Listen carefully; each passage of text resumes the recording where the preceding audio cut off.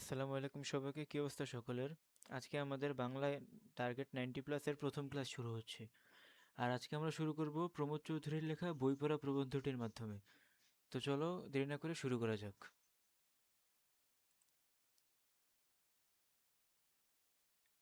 বই পড়া প্রবন্ধটি লিখেছেন প্রমোদ চৌধুরী।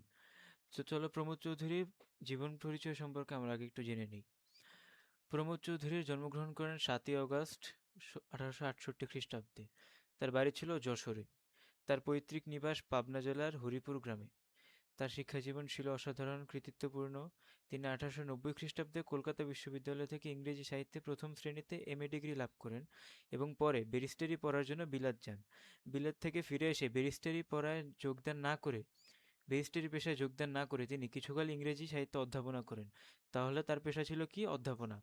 এবং পরে সাহিত্য চর্চায় মনোনিবেশ করেন। তার সাহিত্যিক ছদ্মনাম ছিল বীরবল। এটা এমসিকিউর জন্য খুবই গুরুত্বপূর্ণ। প্রমোদ চৌধুরীর সাহিত্যিক ছদ্মনাম কি? তার সাহিত্যিক ছদ্মনাম ছিল বীরবল। তার সম্পাদিত পত্রিকা ছিল সবুজপত্র। এই সবুজপত্র পত্রিকাটা কার্তিক সংখ্যায় প্রকাশিত হতো। আর এই সবুজপত্রের মাধ্যমে তিনি কি করেন? বাংলা সাহিত্যে চলিত ভাষারীতি প্রবর্তন করেন। অর্থাৎ এমসিকিউতে আসতে পারে যে চলিত ভাষারীতির প্রবর্তক কে? তখন হবে প্রমোদ চৌধুরী হচ্ছে চলিত ভাষারীতির প্রবর্তক। এবং তার যে উল্লেখযোগ্য গ্রন্থ এগুলা খুব ইম্পর্টেন্ট: বীরবলের হালখাতা, রায়তের কথা, চারিয়ারির কথা, প্রবন্ধ সংগ্রহ, নীললোহিত, সনেট পঞ্চাশত, পদচারণ ইত্যাদি। প্রমোদ চৌধুরী 2রা সেপ্টেম্বর 1946 খ্রিস্টাব্দে কলকাতায় পরলোক গমন করেন। তো এতটুকু পড়ার পর আমরা সরাসরি প্রবন্ধটা শুরু না করে আগে পাঠ পরিচিতি, শব্দার্থ এগুলো পড়ে নেব। তাহলে কি হবে, যে প্রবন্ধটার যে মেইন বিষয়টা বোঝাতে যাচ্ছে তা সম্পর্কে আমাদের একটা আইডিয়া আসবে। চলো পাঠ পরিচিতি। বই পড়া প্রবন্ধটি প্রমোদ চৌধুরী প্রবন্ধ সংগ্রহ থেকে নির্বাচন করা হয়েছে। অর্থাৎ এই প্রবন্ধের উৎস গ্রন্থ কোনটি? প্রবন্ধ সংগ্রহ। একটি লাইব্রেরির বার্ষিক সভায় প্রবন্ধটি পঠিত হয়েছিল। প্রবন্ধটি পঠিত হয় প্রথম কোথায়? একটি লাইব্রেরির বার্ষিক সভায়। তো তারপরে এই প্রবন্ধের মূল বিষয়টা আমাদের সামনে আলোচনা করা হবে। আমাদের পাঠচর্চার অনভ্যাস যে শিক্ষা ব্যবস্থার ত্রুটির জন্য ঘটেছে তা সহজেই লক্ষণীয়। অর্থাৎ আমরা যে বই পড়ার যে অনভ্যাস, আমরা সচরাচর কজন বই পড়ি? স্কুলের বই বাদে আমরা বাইরে আর তেমন কেউই খুব একটা বই পড়ি না। আর আমাদের যে বই পড়ার অনভ্যাস তা আমাদের শিক্ষা ব্যবস্থার ত্রুটির জন্য ঘটেছে। কারণ আমাদের শিক্ষা ব্যবস্থা এমন একটা পদ্ধতিতে করা যে আমরা স্কুলের বই ব্যতীত অন্য কোনো বই পড়ার টাইমও পাই না। আর যদি টাইম পাই তাহলে স্কুলের পড়া এদিকে কভার করা সম্ভব হয় না। তারপর আর্থিক অনটনের কারণে অর্থকরী নয় এমন সবকিছুই এদেশে অনর্থক বলে বিবেচনা করা হয়। এই যে আমাদের একটা টেন্ডেন্সি থাকে যে স্কুলের বই পড়লে আমি পরীক্ষায় ভালো করব, পরীক্ষায় ভালো করলে হচ্ছে আমার বড় হয়ে একটা ভালো চাকরি বা ব্যবসা করতে সুবিধা হবে, আমার অর্থকড়ি আসবে। কিন্তু অন্যান্য বই পড়ার সাথে সরাসরি অর্থের সম্পৃক্ততা নেই। এই কারণে হচ্ছে আমাদের একটা, বলা যায় আমাদের একটা বিমুখতা দেখা যায় যে আমরা পাঠ্যচর্চার মানে আমরা স্কুলের বই বাদে অন্য কোনো বই আর পড়বো না। তারপর সেজন্য বই পড়ার প্রতি লোকের অনীহা দেখা যায়। শিক্ষা প্রতিষ্ঠান থেকে লব্ধ শিক্ষা পূর্ণাঙ্গ নয় বলে ব্যাপকভাবে বই পড়া দরকার।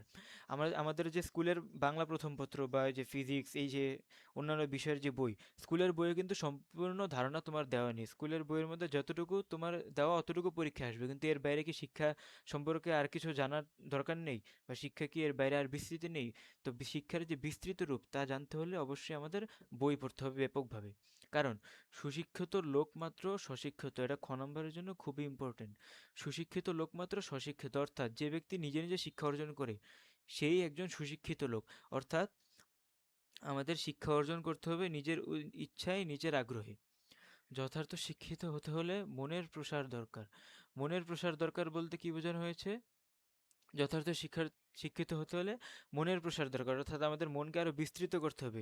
শিক্ষার যে আরো উৎস আছে সেগুলো থেকে নিজেকে নিজেকে নিজের জ্ঞান গর্ভে শিক্ষা আরো প্রবেশ করাতে হবে, আরো বেশি জ্ঞানে শিক্ষিত হতে হবে। তার জন্য বই পড়ার অভ্যাস বাড়াতে হবে। এখন বই যদি না পড়া হয় তাহলে কি শিক্ষার জ্ঞান নিজে অর্জন করা সম্ভব হবে? ধরো তুমি অনেক জ্ঞানী হতে চাও কিন্তু তুমি বই পড়ো না, তাহলে কি জ্ঞান অর্জন করা সম্ভব হবে? আর এর জন্য লাইব্রেরি প্রতিষ্ঠার প্রয়োজন। কেননা লাইব্রেরির মাধ্যমে হচ্ছে তুমি অনেক বইয়ের সন্ধান পাবে এবং সেখান থেকে বই পড়তে পারবে। বাধ্য না হলে লোকে বই পড়ে না। এই যে আমরা যে বই পড়ি, স্কুলের বইও পড়ি আমরা কি বাধ্য হয়ে? বাধ্য না হলে আমরা কেউ স্কুলের বইও পড়তাম না। লাইব্রেরিতে লোকে নিজের পছন্দ অনুযায়ী বই পড়ে যথার্থ শিক্ষিত হয়ে উঠতে পারে। প্রগতিশীল জগৎ মানে কি? ট্রেন্ডি বা হচ্ছে এই যে সামনের যে সভ্যতার যে অগ্রগতির সাথে তাল মিলিয়ে চলার জন্য সাহিত্য চর্চা করা আবশ্যক। কারণ কি এই যে প্রযুক্তির নতুন নতুন জিনিস আসছে, এগুলোর জন্য কি আমাদের ব্রেনটাকে আরো বেশি আরো অ্যাক্টিভ আরো কর্মঠ থাকা দরকার। আর বেশি বেশি বই পড়লে ব্রেনের স্টর্মিং বা যে ব্রেনের যে চর্চা, এই চর্চাটা আরো ভালো হয়। এই কারণে সাহিত্য চর্চা করা আবশ্যক। বই পড়া প্রবন্ধে প্রমোদ চৌধুরী বই পড়ার গুরুত্ব ও তাৎপর্য উপস্থাপন করেছেন। অর্থাৎ বই পড়া প্রবন্ধের মূল উপজীব্য বিষয় কি? বই পড়ার গুরুত্ব ও তাৎপর্য সম্পর্কে পাঠকগণকে আরো বেশি উদ্বুদ্ধ করা বা পাঠকগণকে এ সম্পর্কে বোধগম্য করা। প্রবন্ধটি এই শিক্ষায় দেয় যে জাতির মানসিক বিকাশ ও সমৃদ্ধিতে বই পড়া, জ্ঞান ও সাহিত্য চর্চার কোনো বিকল্প নেই। অর্থাৎ আমাদের যে জাতির মানসিক বিকাশ আর যে সমৃদ্ধি, এই সমৃদ্ধি মানসিক বিকাশের জন্য কি বই পড়া অপরিহার্য। এই বই পড়ার মাধ্যমে আমরা জ্ঞান অর্জন করতে পারবো এবং সাহিত্য চর্চা করতে হবে। এর ফলে আমরা জাতিগতভাবে আরো সমৃদ্ধি অর্জন করতে পারবো। তারপর হচ্ছে আমরা চলো আগে শব্দার্থগুলো জেনে নিই, তাহলে প্রবন্ধের মাঝখানে যে কঠিন শব্দার্থগুলো আসবে সেগুলো খুব সহজেই আমরা পড়তে পারবো। শৌখিন শব্দ অর্থ কি? রুচিবান। উদ্বাহু ঊর্ধ্ববাহু, আহ্লাদে হাত ওঠানো মানে আগ্রহী বোঝানো হয়েছে। ডেমোক্রেসি গণতন্ত্র, এ সবাই জানে। সন্দিহান বা সন্দেহযুক্ত। সুসার প্রাচুর্য, সচ্ছলতা, সুবিধা। সুসার শব্দের অর্থ কি? সচ্ছলতা। জজ বা বিচারক। ভারেও ভবানী অর্থাৎ রিক্ত বা শূন্য, ভবানী মানে হচ্ছে শূন্য। আবহমান কাল বা চিরকাল। সোল্লাসে আনন্দে, অবগাহন অর্থাৎ সর্বাঙ্গ ডুবিয়ে গোসল করা। সমুদ্র অবগাহন মানে কি? সমুদ্রে সর্বাঙ্গ ডুবিয়ে গোসল করা। উপায়ন্তর অর্থাৎ অন্য কোনো উপায়। উপায়ন্তর শব্দটা কি? উপায় যোগ অন্তর অর্থাৎ অন্য উপায়। তারপর স্বশিক্ষিত, নিজে নিজে শিক্ষিত, স্বশিক্ষিত মানে নিজ। প্রচ্ছন্ন গোপন। জীর্ণ করা হজম করা। অব্যাহতি মুক্তি। গতাসু মৃত। গলাধঃকরণ গিলে ফেলা। কারদানি বাহাদুরি। উদরপূর্তি পেট ভরানো। ডেমোক্রেটিক গণতান্ত্রিক। দাতাকর্ণ দাতাকর্ণ মহাভারতের বিশিষ্ট চরিত্র। কুন্তিপূর্ণ কুন্তিপুত্র, দানের জন্য প্রবাদতুল্য মানুষ। অর্থাৎ এই যে দাতাকর্ণ, তিনি দানের জন্য অনেক জনপ্রিয় একজন মানুষ ছিল। অর্থাৎ মহাভারতে তিনি এমন একটা চরিত্র, যিনি খুব বেশি দান করতে পছন্দ করতেন। তারপর কেতাব অনুসরণ করে চলে যারা। আমাদের মুসলিম ধর্মে মানুষ দুই ধরনের, এক হচ্ছে কেতাবি আর এক হচ্ছে যারা কেতাবি নয়। কেতাবি হচ্ছে যারা হাদিস কুরআন এগুলো পড়ে ধর্ম সম্পর্কে জেনে তারপর ধর্ম মানে, তারা হচ্ছে কেতাবি। আর নন কেতাবি কারা? যারা হচ্ছে জন্মসূত্রে ইসলাম ধর্ম পালন করে। আর আমরা বেশিরভাগই হচ্ছে নন কেতাবি। কারণ কি আমরা কি কেউ ইসলাম যে সঠিক তা জেনে তারপর ইসলাম পালন করতে আসি? না, আমরা হচ্ছে জন্মগতভাবে ইসলামে পালন করি, জন্মগতভাবে আমরা মুসলিম। তো তারপর চলো, এই যে এইটুক ধারণার মাধ্যমে তুমি বুঝতে পারলে কি যে আমাদের এই বই পড়া প্রবন্ধে লেখক কি বোঝাতে চেয়েছে? আমরা শিক্ষার পাশাপাশি বাইরের বই পড়তে খুব অনীহা করি, কারণ হচ্ছে এগুলোর সাথে আমাদের আর্থিক কোনো সম্পর্ক নেই। আর আর্থিক কোনো সম্পর্ক না থাকার কারণে আমরা মনে করি যে এই বই পড়ার কোনো গুরুত্বই নেই। কিন্তু লেখক এই প্রবন্ধের মাধ্যমে বই পড়ার গুরুত্ব ও তাৎপর্য সম্পর্কে আমাদের সকলকে অবগত করেছেন। তো আর আমাদের যে জগৎ, এই জগতে বা আমাদের যে জাতিগতভাবে আমরা যদি আরো উন্নত হতে চাই, তাহলে আমাদের জ্ঞানেও সমৃদ্ধি করতে হবে। আর জ্ঞানে এই সমৃদ্ধি লাভ করার উপায় কি? সাহিত্য চর্চা করা। কারণ সাহিত্য চর্চার মাধ্যমে আমরা আমাদের মেধাশক্তি বৃদ্ধি পাবে, আমরা জগতের সাথে তাল মিলিয়ে চলতে পারবে। এতটুকু তো ক্লিয়ার। তো চলো এবার মূল প্রবন্ধ শুরু করি। আর হ্যাঁ, এই যে আমি বইটা দাগিয়ে দিচ্ছি, এই দাগানো অংশটা তো তোমরা পাবেই। পাশাপাশি আমি এসএসসির জন্য নিজে যেভাবে বইটা দাগিয়ে দাগিয়ে পড়েছি, এভাবে যদি তুমি পড়ো ইনশাল্লাহ তোমার 90+ কেউ নাম্বার আটকাতে পারবে না। প্রতিটা লাইন বাই লাইন দাগানো। এবং এবং আমি ইনশাল্লাহ আগামী এই ক্লাসের পরে এমসিকিউর একটা আলাদা ক্লাস নিব এবং তোমাদের জ্ঞানমূলক অনুধাবনের একটা আলাদা শিট দেবো। সেখানে নর্মাল যে জ্ঞানমূলক সেগুলো তো থাকবে, পাশাপাশি আলাদা করে বোল্ড করা থাকবে হচ্ছে যেগুলো খুবই কঠিন বা টাফ বা হচ্ছে পরীক্ষা আসার মতো, সেগুলো থাকবে। তো চলো তারপর আমরা শুরু করি। এই যে বই পড়া শখটা মানুষের সর্বশ্রেষ্ঠ শখ হলেও আমি কাউকে শখ হিসেবে বই পড়তে পরামর্শ দিতে চাই না। অর্থাৎ মানুষের সর্বশ্রেষ্ঠ শখ কি? মানুষের সর্বশ্রেষ্ঠ শখ হচ্ছে বই পড়া। কিন্তু লেখক কাউকে শখ হিসেবে বই পড়ার পরামর্শ দিতে চান না। কারণ কি? প্রথমত, সে পরামর্শ কেউ গ্রাহ্য করবে না। সে পরামর্শ কেউ কি গ্রাহ্য করবে না। কারণ কি? আমরা জাত হিসেবে শৌখিন নই।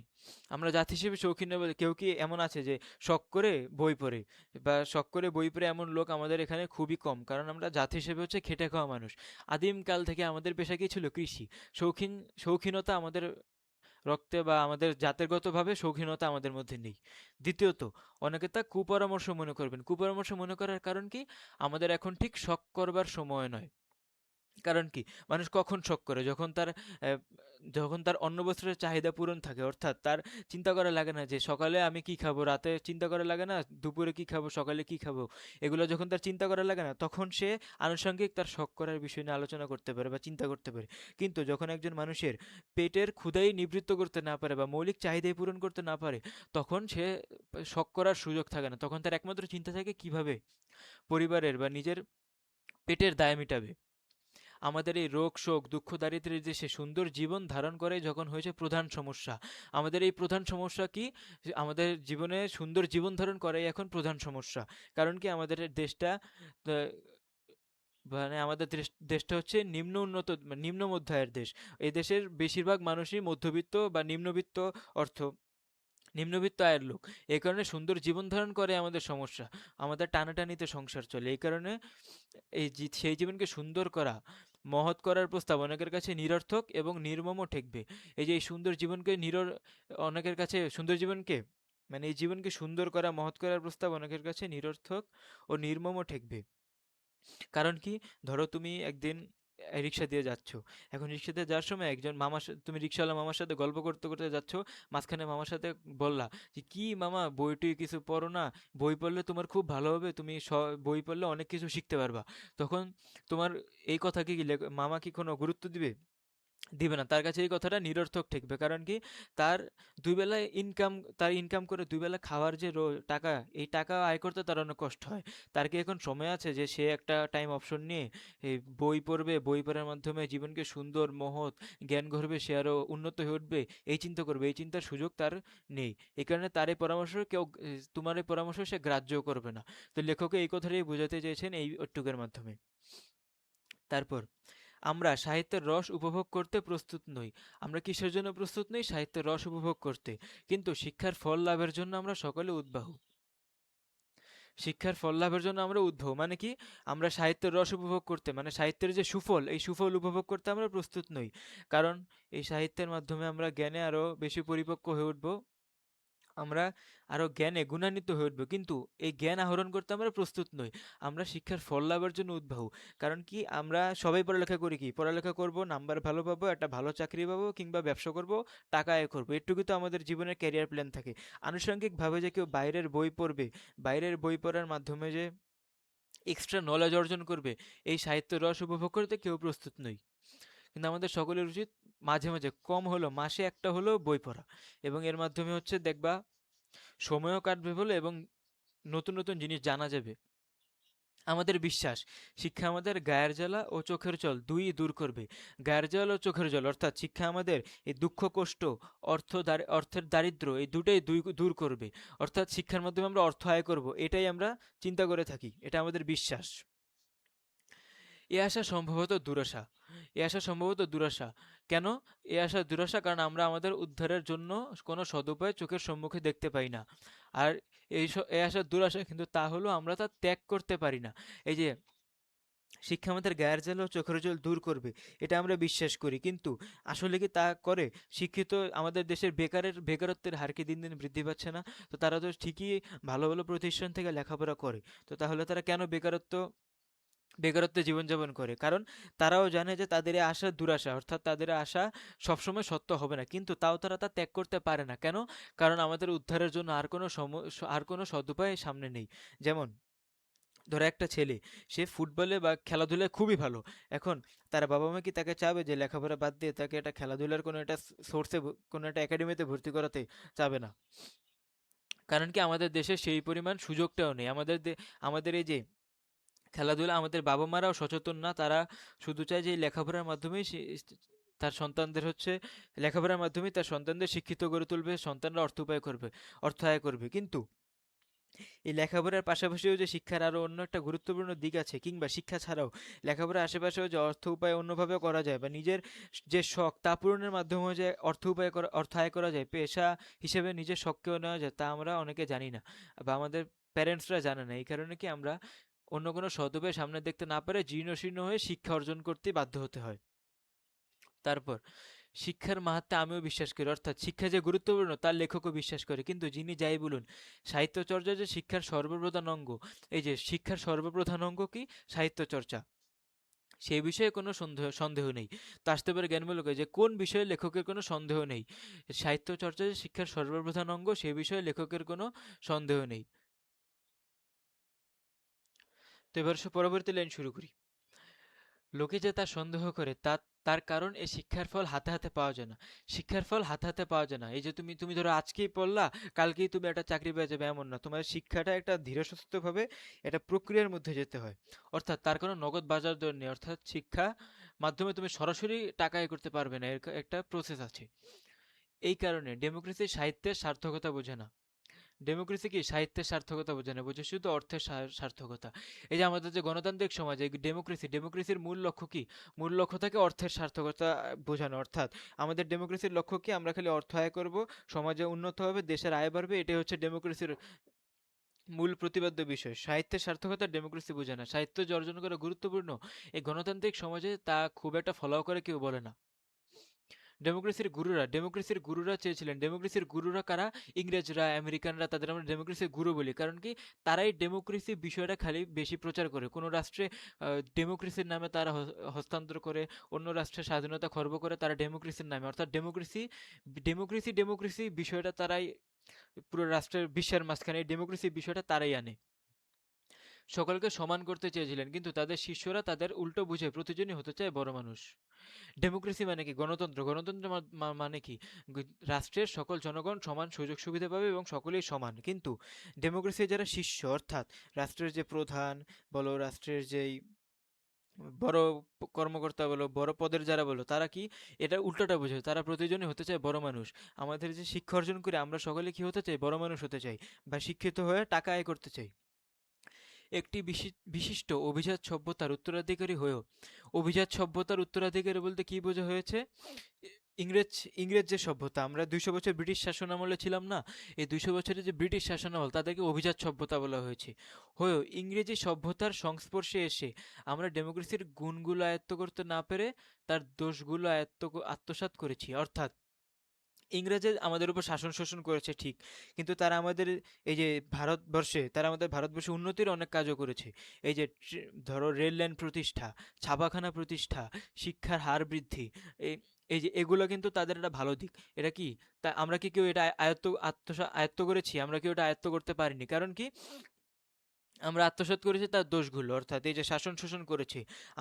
এখন আমাদের ডিএনএ তো একটা স্বভাব কি, একটু অর্থ করে আয় হলে আমাদের ধর্ম হয়ে পড়ে আমরা শাসন শোষণ করে আরো বড় মানুষ হব। তো ডেমোক্রেসির যে বা এই যে ব্রিটিশদের যে ভালো দিক, আমরা ভালো দিকটা আয়ত্ত করতে পারিনি, বরং খারাপ গুণগুলো আত্মসাৎ করেছি। এর কারণও স্পষ্ট। এর কারণটা কি? স্পষ্ট। ব্যাধি সংক্রামক, স্বাস্থ্য নয়। এই প্রবন্ধের সবচেয়ে গুরুত্বপূর্ণ বাক্য যদি বলি তাহলে হবে এটা। এটা দিয়ে অনুধাবন আসবে না এমন কোনো বোর্ড ধরো খুব কম। এমন এমন বোর্ড খুব কম। অর্থাৎ এই যে ব্যাধি সংক্রামক, স্বাস্থ্য নয়, অর্থাৎ কি? এই যে ধরো ধরো তোমার এক যক্ষা হইলো, হ্যাঁ, যক্ষাতে তুমি কাশতে কাশতে শেষ, একবারে ধরো পটল তুলবে এমন একটা অবস্থা। এখন তুমি যদি আরেকটা মানুষের সামনে গিয়ে ২টা কাশি দাও, যক্ষ হইতে তার লাগবে না ২ দিন, তোমরা দুজনে একসাথে পটল তুলতে পারবা। কিন্তু ধরো তুমি যদি গিয়ে সালমান খানের সামনে নিজের শরীর ২টা ঘষা দিয়ে আসো, তারপরেও তুমি কি সালমান খানের বডি পাবে? তুমি যে কাঠি হ্যাংলাও, এই কাঠি হ্যাংলাই থাকবা। কারণ কি? স্বাস্থ্য সংক্রামক না, ব্যাধি সংক্রামক। রোগ ছোঁয়াচে হয়। স্বাস্থ্য কি কখনো একজন একজনের মধ্যে যেতে পারে? পারে না। স্বাস্থ্য নিজের অর্জনের বিষয়। তো এটা দ্বারা লেখক বুঝাইছে যে আমরা যে গুণগুলো আয়ত্ত করতে পারিনি, দোষগুলো আত্মসাৎ করেছি। আমাদের শিক্ষিত সমাজে লোলুপ দৃষ্টি কিসের উপর? আমাদের শিক্ষিত সমাজে লোলুপ দৃষ্টি আজ অর্থের উপরেই পড়ে আছে। সুতরাং সাহিত্যচর্চার সুফল সম্পর্কে অনেকেই সন্দিহান। আমাদের সাহিত্যচর্চার সুফল সম্পর্কে সন্দিহান কেন? কারণ আমাদের শিক্ষিত সমাজের লোলুপ দৃষ্টি অর্থের উপর পড়ে আছে। শিক্ষিত সমাজের লোলুপ দৃষ্টি অর্থের উপরই পড়ে আছে। যে যেসব মানুষরা শুধু অর্থ আয় করতে চায়, তারা কি সাহিত্য চর্চার মাধ্যমে যে জ্ঞান বৃদ্ধি হবে এগুলো সম্পর্কে তারা বিশ্বাস করবে? করবে না। কারণ কি, তাদের একমাত্র লক্ষ্য, একমাত্র দৃষ্টি হচ্ছে কিভাবে অর্থ আয় করা যায়। যারা হাজারখানা ল রিপোর্ট কিনেন, অর্থাৎ উকিল যারা, একখানা কাব্যগ্রন্থ কিনতেও তারা প্রস্তুত নন। কেননা তাতে ব্যবসার কোনো সুসার নেই। সুসার অর্থ আমরা কি জেনেছিলাম? এই যে আগে শব্দার্থটা পড়লে সুবিধা কি জানো? এই যে তোমার এই নতুন শব্দ করে শব্দগুলো আবার তোমার জানতে হয় না, তুমি আগেই শব্দার্থগুলো পড়লে কি বোঝানো হয়েছে বা কি বোঝাতে চেয়েছে তা তুমি সহজেই বুঝতে পারবা। কেননা তাতে ব্যবসার সুসার নেই। নজির না উড়িয়ে কবিতা আবৃত্তি করলে মামলা যে হারতে হবে সে তো জানা কথা।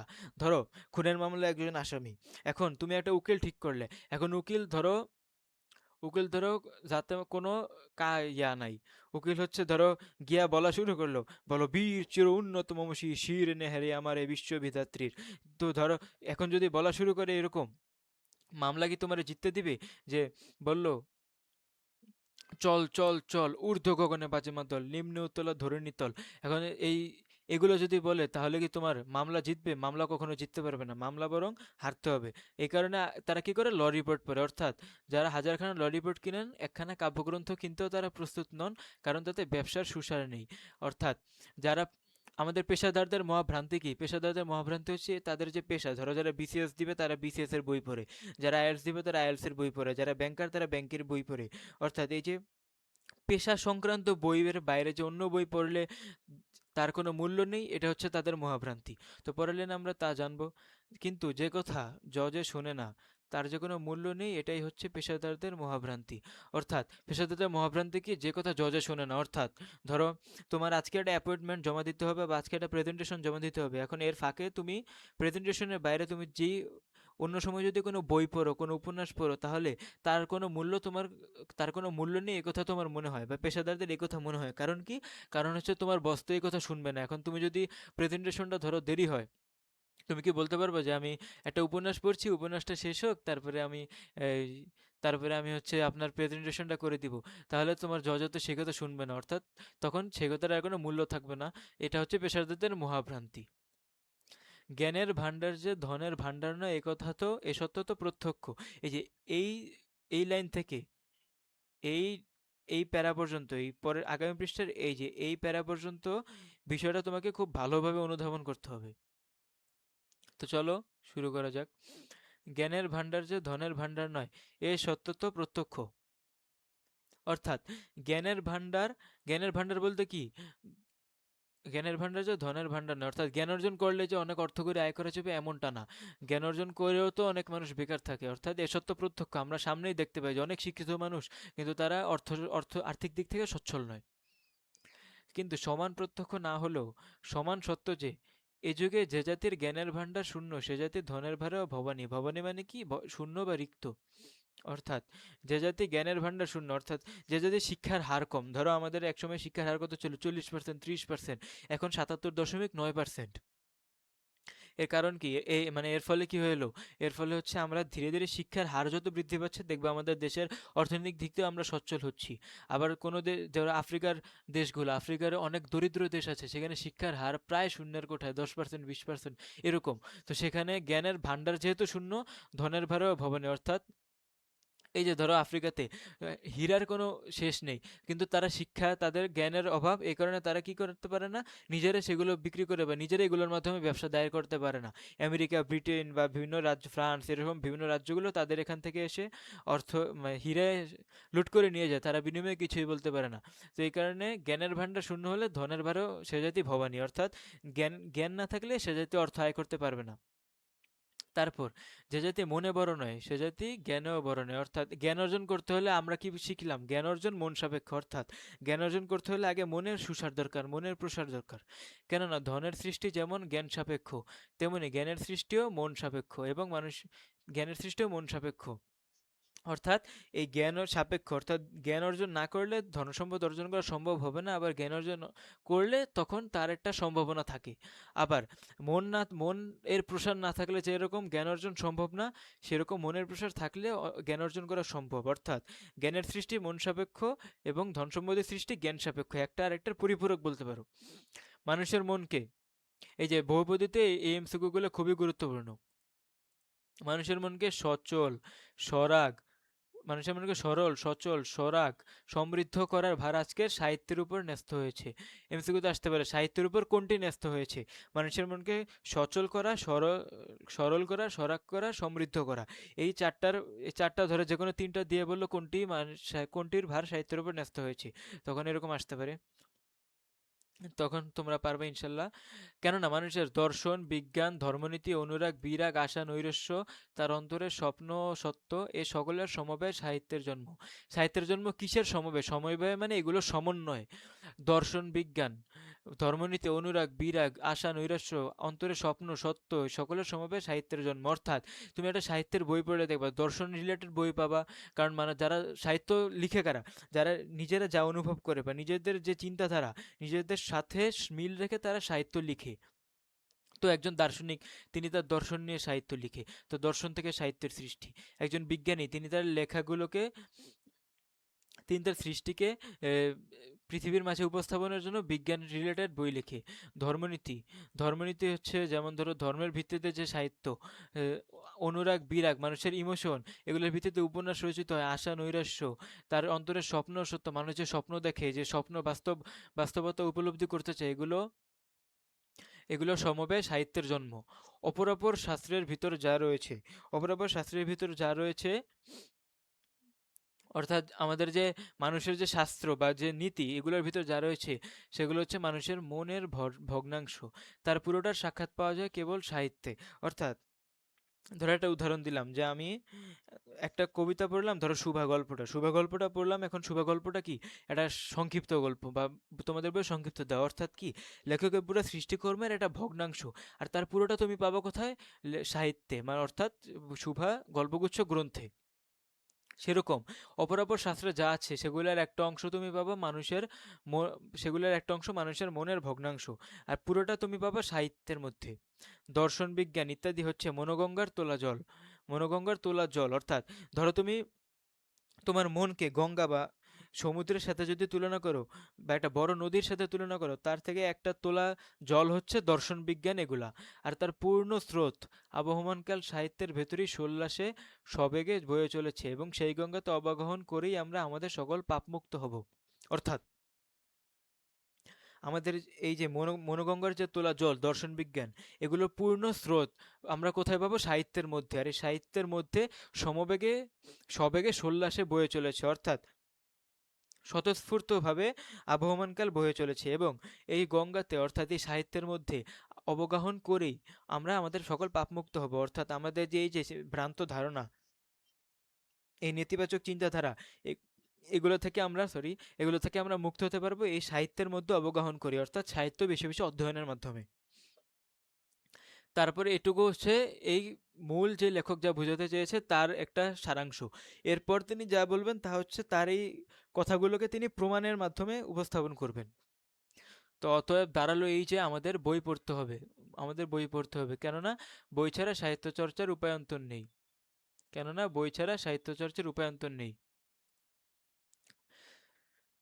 ধর্মচর্চা চাই কি মন্দিরের বাইরেও করা চলে, দর্শনের চর্চা গুহায়, নীতির চর্চা ঘরে, বিজ্ঞানের চর্চা জাদুঘরে, কিন্তু সাহিত্যের চর্চার জন্য চাই লাইব্রেরি। অর্থাৎ ধর্মের চর্চা তুমি চাইলে মন্দিরেও করতে পারবে, ধর্মের চর্চা চাইলে মন্দিরেও করা সম্ভব, মন্দিরের বাইরেও সম্ভব। দর্শনের চর্চা গুহায় করা হয়, নীতির চর্চা আমাদের ঘর থেকে আমরা নীতি নৈতিকতা শিখি। দর্শনের চর্চা গুহায়, একসময় গুহা থেকে মানুষ দর্শন, বিজ্ঞান ইত্যাদি সম্পর্কে জ্ঞান লাভ করে। বিজ্ঞানের চর্চা জাদুঘরে, অর্থাৎ বিজ্ঞানের নানা জিনিসপত্র জাদুঘরে থাকে। জাদুঘর, বৈজ্ঞানিক অর্থাৎ বৈজ্ঞানিক যে ল্যাবরেটরি, জাদুঘর ইত্যাদির মাধ্যমে আমরা বিজ্ঞানের চর্চা করতে পারি। কিন্তু সাহিত্যের চর্চার জন্য একমাত্র প্রয়োজন কি? লাইব্রেরি। ও চর্চা মানুষ কারখানাতেও করতে পারে না, চিড়িয়াখানাতেও নয়। তুমি কি একটা ধরো গার্মেন্টস ফ্যাক্টরিতে বসে সাহিত্য চর্চা করতে পারবে, কিংবা চিড়িয়াখানাতে তুমি আর বাঘ এক খাঁচায় বসে দুজন মিলে সাহিত্য চর্চা করবে এমনটা না। সাহিত্যের চর্চার জন্য কি চাই? লাইব্রেরি চাই। এসব কথা যদি সত্য হয়, তাহলে আমাকে মানতেই হবে সাহিত্যের মধ্যে আমাদের জাত মানুষ হবে। আমাদের জাত মানুষ হবে কিসে? সাহিত্যের মধ্যেই। সেজন্য আমরা যত বেশি লাইব্রেরি প্রতিষ্ঠা করব, দেশের তত বেশি উপকার হবে। তারপর পরের একটা প্যারার লেখক বলেছে যে এই যে আমাদের এই জাতকে মানুষ করতে শুধু এলাকায় এলাকায় নয়, গ্রামে গ্রামে লাইব্রেরি প্রতিষ্ঠা করতে হবে। তাহলে আমাদের জাত মানুষ হবে, আমরা আরো বেশি শিক্ষিত হয়ে উঠব। আমাদের আমাদের মনে হয় এদেশে লাইব্রেরির সার্থকতা হাসপাতালের চাইতে কিছু কম নয়। লাইব্রেরির সার্থকতা হাসপাতালের চাইতে কিছু কম নয়। এর কারণ কি? এর কারণ হচ্ছে হাসপাতালকে, আমাদের দেহের যে অসুখ হয়, আমাদের দেহের কোনো অসুখ হলে আমরা হাসপাতালের মাধ্যমে হাসপাতাল থেকে চিকিৎসা নিই। আর যদি আমরা আমাদের যে মনের অসুখ, অর্থাৎ ধরো অনেকে ডিপ্রেশনে ভুগে, অনেকে কষ্টে, অনেকের ধরো মানে মানসিকভাবে বিপর্যস্ত থাকে, এই মনের যে অসুখ, এই মনের অসুখ আমরা একমাত্র মেটাতে পারি লাইব্রেরির মাধ্যমে। এবং স্কুল কলেজের চাইতে একটু বেশি, স্কুল কলেজের চাইতে একটু বেশি কেন? পরের 2 প্যারার পরেই লেখক তার সেই অনুভূতি আমাদের ব্যক্ত করেছেন। স্কুল কলেজের চাইতে একটু বেশি, তার কারণ হচ্ছে আমাদের স্কুল কলেজের বিদ্যা কি মুখস্থ নির্ভর, পরীক্ষায় পাশ করে, এগুলো হচ্ছে আমাদের স্কুলের মূল উদ্দেশ্য। কিন্তু সাহিত্যের মধ্যে এরকম কিছু নেই। সাহিত্যের মাধ্যমে একজন যত সাহিত্য চর্চা ইচ্ছা চাইলে করতে পারে, এবং এর মাধ্যমে সে একজন সুশিক্ষিত এবং স্বশিক্ষিত ব্যক্তি হয়ে উঠতে পারে। এই কারণে স্কুল কলেজের চাইতে সাহিত্য চর্চার গুরুত্ব একটু বেশি, এবং লাইব্রেরিতে হাসপাতালের চাইতে কিছু কম নয়। একথা শুনে অনেকে চমকে উঠবেন, কেউ কেউ আবার হেসেও উঠবেন। কিন্তু আমি জানি আমি রসিকতাও করছি না, অদ্ভুত কথাও বলছি না। যদিও এই বিষয়ে লোকমত যে আমার সমরেখায় চলে না, সে বিষয়ে আমি সম্পূর্ণ সচেতন। অর্থাৎ সকলে যে তার সাথে একমত হবে এ বিষয়ে একমত হবে না, এ বিষয়ে তিনি জানেন। অর্থাৎ তার সাথে যে মানুষের মতবিরোধ থাকতে পারে, এ সম্পর্কে তিনি সম্পূর্ণ সচেতন। অতএব আমার কথার কৈফিয়ত দিতে আমি বাধ্য, অর্থাৎ তিনি তার কথার জবাব দিতে বা রেসপন্স করতে বাধ্য। আমার বক্তব্য আমি আপনাদের নিবেদন করছি, তা সত্য মিথ্যার বিচার আপনারা করবেন। অর্থাৎ লেখক তার যুক্তি পর থেকে, অর্থাৎ উপরের যে কথাগুলো তিনি বললেন তার পরের যুক্তিগুলো আমাদের দিবেন, এবং এগুলোর বিচারের দায়িত্ব দিলেন আমাদের। সেই বিচারে আমার কথা যদি না থাকে, তাহলে তো আপনারা রসিকতা হিসেবে গ্রাহ্য করবেন।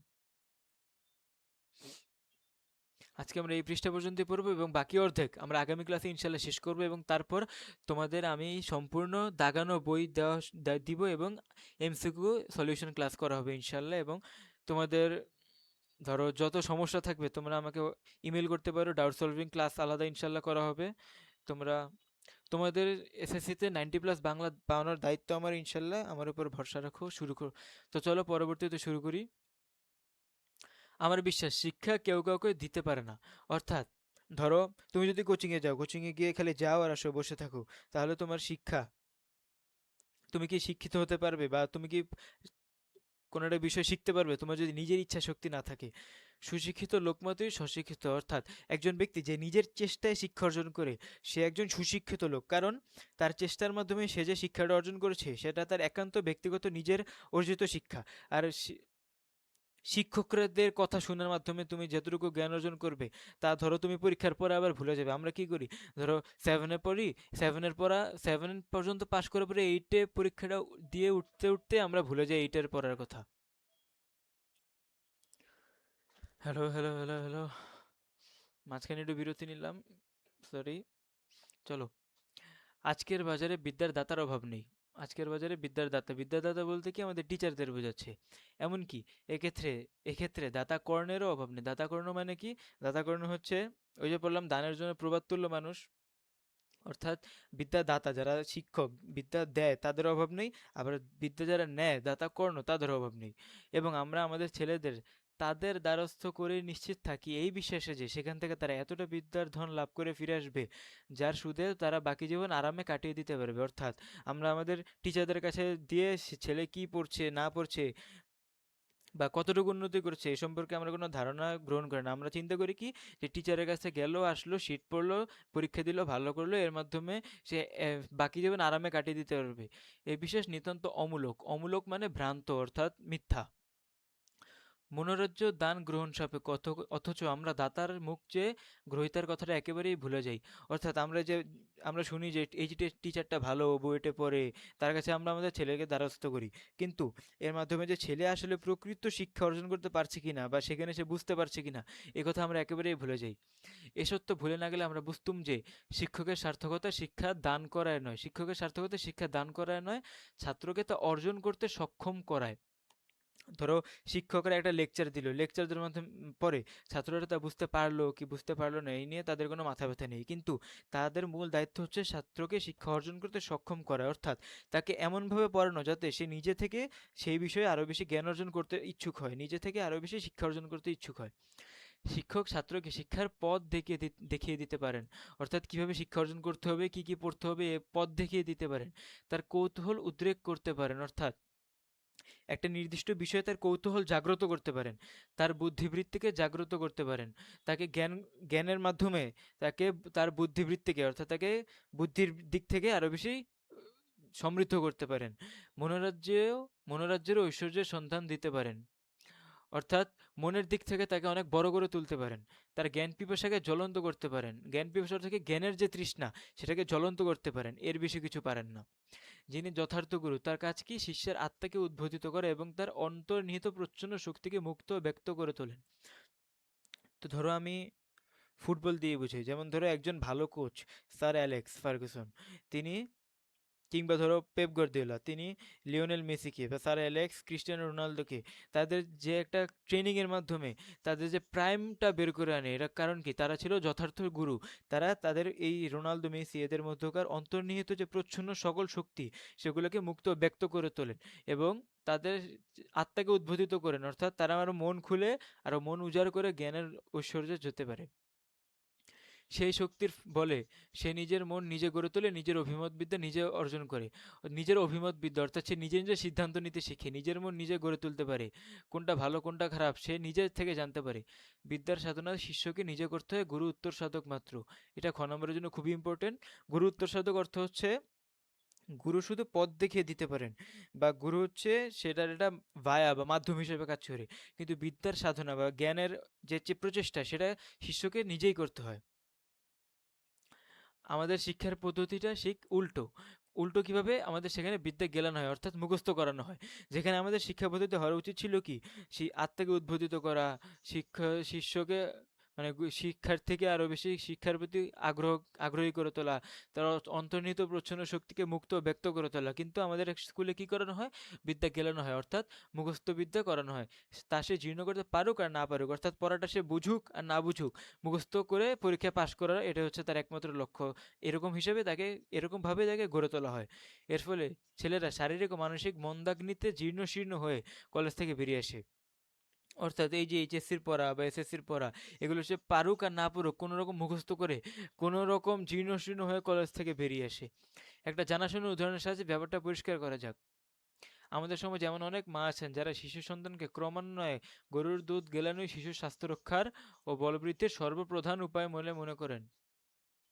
গোদুগ্ধ অবশ্য অতিশয় উপাদেয় পদার্থ, কিন্তু তার উপকারিতা যে ভোক্তার জীর্ণকরণের শক্তির উপর নির্ভর করে সে জ্ঞান ও শ্রেণীর মাতৃকুলের নেই। অর্থাৎ ধরো একজনের গরুর দুধে অ্যালার্জি, এখন তাকে যদি গরুর দুধ খাওয়ানো হয়, এতে তার কি উপকার হবে না অপকার হবে? অবশ্যই অপকার হবে। বরং তা প্রোটিনের যে অন্যান্য উৎস সেগুলো তাকে সেবন সেবন করানো হলে তাতে তার অ্যালার্জি হবে না, বরং সে প্রোটিনটা আরো ভালোভাবে নিতে পারবে। তাদের বিশ্বাস ও বস্তু পেটে গেলেই উপকার হবে। কাজেই শিশু যদি তা গিলতে আপত্তি করে হলে সে বেদ্রা ছেলে, সে বিষয়ে তার বিন্দুমাত্র সন্দেহ থাকে না।